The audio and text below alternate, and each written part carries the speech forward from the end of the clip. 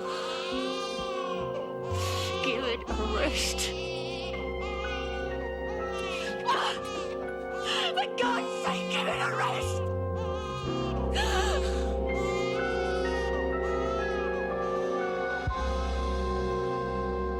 I thought that gripe water, or whatever they call it, was supposed to stop him crying. That's what it says on the damn bottle. There is no need to waste good money on gripe water. Just boil up ordinary water. That's what they used to do in the olden days, and it worked just as well. Really, thank you, Celia. Do you want me to take him for a while, though? Yeah, no. Well, you've had to put up with him all day. It's a mother's responsibility. Look, I think I'll just tuck him in and sing him a lullaby or something. Oh, shush. I'm glad to see Ailsa is over this post-natal unpleasantness, rushing off to Morags because she couldn't cope. Oh, well, I always knew the old Ailsa'd come through. And I reckon when Bub gets over this bout of colic, us Stewarts will be right back on the tracks. Yes. As long as we can get used to the fact of not having Ruth with us anymore. Oh, we'll see Ruthie often enough. I just wish she hadn't felt it necessary to leave Summer Bay. Despite the humiliation of being seen as the third party in a marriage split-up, you and Ruth had just been reunited. Oh, now she might as well live 1,000,000 miles away. Ah, don't exaggerate, sis. She's only an hour and a half's drive up the coast and she'll be back for Duncan's christening. Oh, the christening. Oh, my goodness, I'd forgotten. How exciting. Do you have the family christening robe, or do I? What the hell would I been doing with it? That's always been your department. Yes, I suppose I've got it packed away at home somewhere. Well, I must go and look for it. There is so much to organise. Bye-bye, Alfred. Bye, sis. He seems quiet enough now. Yes, the calm before the storm. He's not that bad, is he? Oh, no, not really. It's just that, well, sometimes. Tends to get you down. Yeah. Did Christopher cry much when you brought him home? All babies cry. Yes, but more than you expected? No, I don't think so. Ailsa, you are all right, aren't you? I mean, you're not just saying that you are. Yeah, sure, yeah, I'm fine. I'm just asking, that's all. Because there's nothing to be ashamed of. Babies can be real little terrors sometimes. You don't have to tell me that. Look, if it gets too much, just put him in his cot and walk away. You could walk away from a crying child. What would people say? Oh, they'd probably say you're human, just like the rest of us. Yes, I suppose so. Anyway, Pippa, there's no need to be worried. I'm fine. I just wanted to compare notes, you know, one mother to another. Honest. Is that what you came home to tell me? Oh, it's got to be sorted out, Ailsa. I mean, Donald understands if we want someone else to do it, but if we shut Celia out, we'll never hear the end of it. I mean, it could start a family feud that'll last for 50 years. Oh, well, we wouldn't want that, would we? Well, no, we wouldn't. What we do want is Tom and Pippa to be Duncan's godparents. So how do we sort that out? Oh, you decide, Alf. I've got my time cut out stopping the kid from crying without worrying about who's going to be his damn godparents.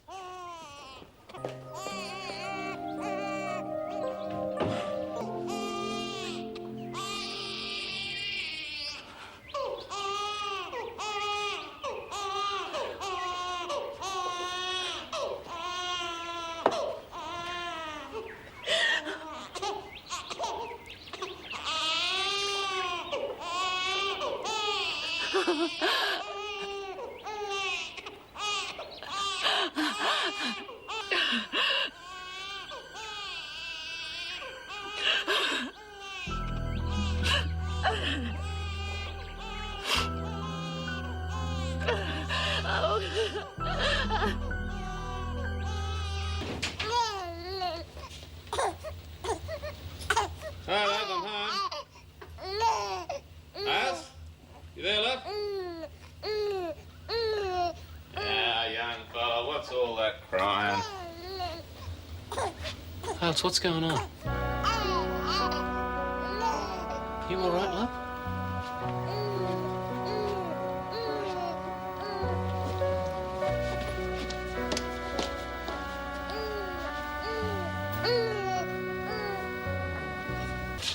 Oh, Pip, thanks for coming around so quick.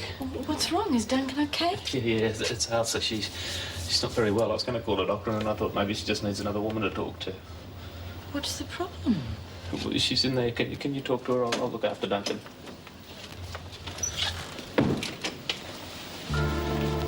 Ailsa?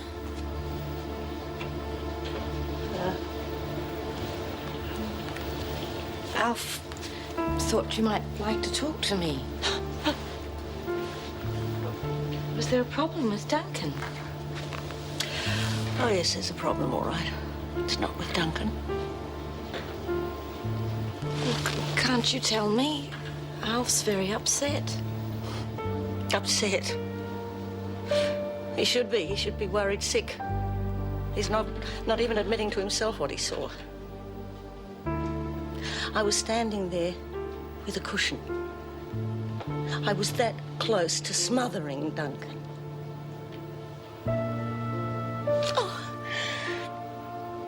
Oh, it's gone on for days. This continual crying. Just when I go to sleep, off he starts again. Alf never hears it. I'm always the one who has to get up. I just wanted some peace and quiet for a little while. Just a moment to myself. Oh, God, I fed him, I burped him, I changed him, everything you're supposed to do. Still, he kept on crying and crying. If Alf hadn't come home, I just wanted to stop the noise.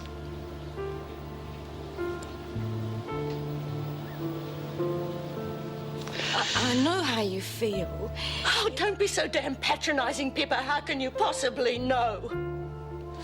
You've been a foster mother to children. You've always wanted a child of your own. Then finally your dream came true. You've got a maternal drive that flows through every bone in every shred of your body. How can you possibly know how I feel?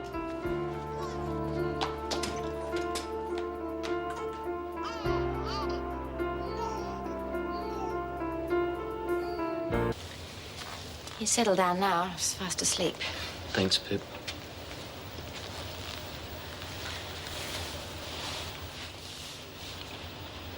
You know, I think Ailsa needs professional help. I thought she'd gotten over all this post-natal depression stuff. I thought it only lasted a few days. I think she's frightened. She's a very independent woman. She's never really had to worry about anyone but herself, and Duncan wasn't planned, was he? So? You're not trying to tell me she didn't want him in the first place? No, just that she's found herself landed with an enormous responsibility that she was never really prepared for, and she feels inadequate. It's hard for her. A bond will form with Duncan, I'm sure of it. She just needs time. She just needs to see a proper doctor and get some sort of tonic or something. That'll put her right. I don't think it's as simple as that. Look, why don't you let me have Duncan for a few days? Ah, it's okay, Pip. I can look after him. But you've got the shop to run. Pip, it's okay. Look, thanks for the offer, but it's fine. Everything's all right. Look, if you won't see Dr. Templeton, why don't you let me ring the hospital? There's bound to be a gynaecologist there you can see. I don't need a gynecologist. Well, what then? A psychiatrist would probably be more help. Oh, don't be silly. You don't think so after what I did? You didn't do anything. More through luck than anything else. Look, Ailsa, Pip thinks you need to see a doctor, and so do I. A psychiatrist is a doctor. Oh, you don't need to see a flaming psychiatrist, Ailsa. You just need to see a proper doctor and get some pills or something. I didn't expect you to understand. I never thought I'd say it, but Morag's probably the only one who does. I should have stayed there. Oh, sure she does. That'll be right. Yeah, Morag's never had time for her own kids. She's never cared about anyone other than herself in her whole life. Sure she understands. She might have been able to help Alf. I don't know, but you never gave it a chance. Oh, thank you. This is a surprise. After our last encounter, I didn't think I was included on your Christmas list. Yeah, well, I said some things I didn't mean then. Really? I was convinced you meant every word. Look, I'm sorry, okay? Now, as I recall, the last time you accused me of trying to drive a wedge between you and Ailsa and steal your son, and the time before that you told me where I could stick my generous offer to help Ruth's boyfriend, and I forget the number of times you've actually ordered me to stay away from Ruth. Well, I was wrong, all right? Particularly about the business of Ailsa staying here. And well, I've come round to ask if she can move back in for a couple of days. Well, what's happened? She's just not handling it. She's not coping with being a mum. And? This postnatal depression thing. She should see a doctor, and she just won't. Alfred, she's had that since the day the baby was born. How come you've only just realised it? It's getting worse. Well, in what way? Oh, look, Morag, can she stay here or not? In what way is it getting worse? Well, I came home from work today and she was about to smother him with a pillow. Is that bad enough for you? I don't know. She's just not the woman I married. I just don't know what to do anymore. You got to do something, Morag. For such a little fella, haven't you? Yes. Yeah.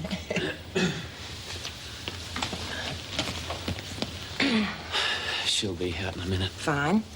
You will make sure she sees someone, won't you?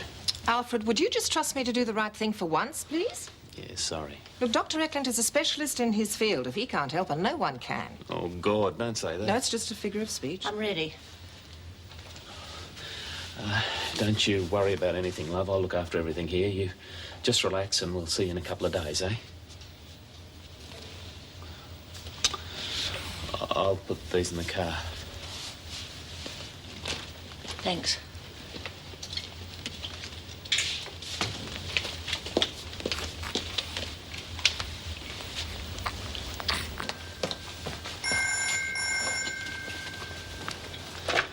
Elf Stewart. Oh, Ruthie, how are you, love? Yeah, good. How's the job? Good. Yeah, that's him in the background screaming his head off. Nothing wrong with his lungs, eh? Yeah. No, everything's fine. Yeah, Ailsa's good. She's out shopping at the moment. Yeah, I'll tell her. Yeah. Next week? Oh, the christening, yeah. Yeah, it's on, yeah. No reason we should call it off, is there? Look, love, I'm going to have to go and have a word to your little brother. I'll ring you back, eh? Yeah, I'll talk to you soon. Yeah, bye, love.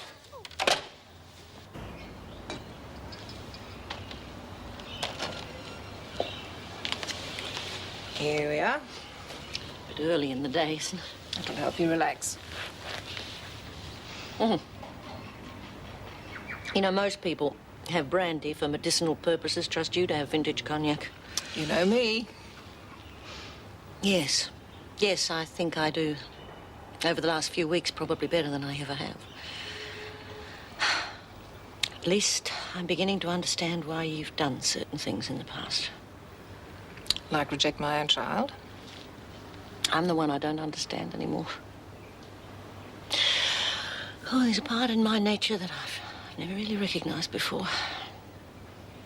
Something in me snaps. I've tried to blot it out, bury my head in the sand, but it doesn't help. It's always there, in the back of my brain, lurking somewhere, just waiting for me to drop my guard. Well, we all have a Jekyll and Hyde character in us somewhere. It's so difficult for me to come to terms with, Morag. To know that there's a violence in me. Just like my father. When I attacked him, it was because he was beating my mother. That made what I did forgivable, but to think that I felt that violence towards my own child. Why? What's wrong with me? Am I going mad? Why? Look, Ailsa, you were overwrought. You didn't even touch your baby. You might have felt like it, but you didn't. And now you're riddled with guilt. But what's the explanation? It's hardly rational. Well, no. So? Look, I don't know, Ailsa. I'm not a psychiatrist. You think I should see a psychiatrist? Well, I think you need professional help, yes. Don't you? I'll see what I can arrange. Oh, hi, Mrs. Stewart. Hey, you know what Lancey's mum told me? Don't know where she got it from or anything, but she was telling me you must have left Mr. Stewart. Is that true? Marilyn! Go away and work. I was just... Now!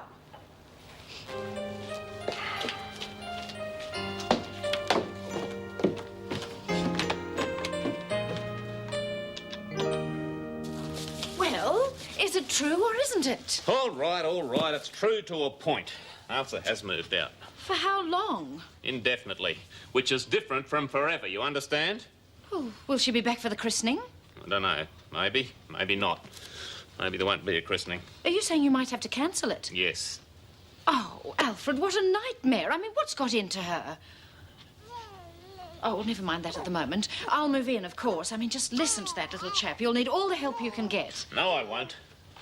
Well, Alfred, what is wrong with him? It's a bit of colic. There's nothing much you can do about it, and whatever can be done, I'm already doing, OK?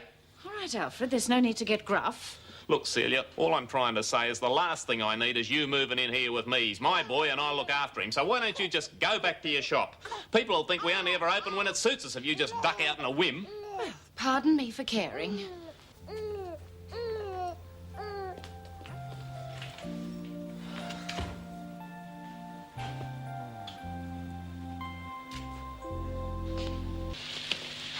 I haven't said thank you.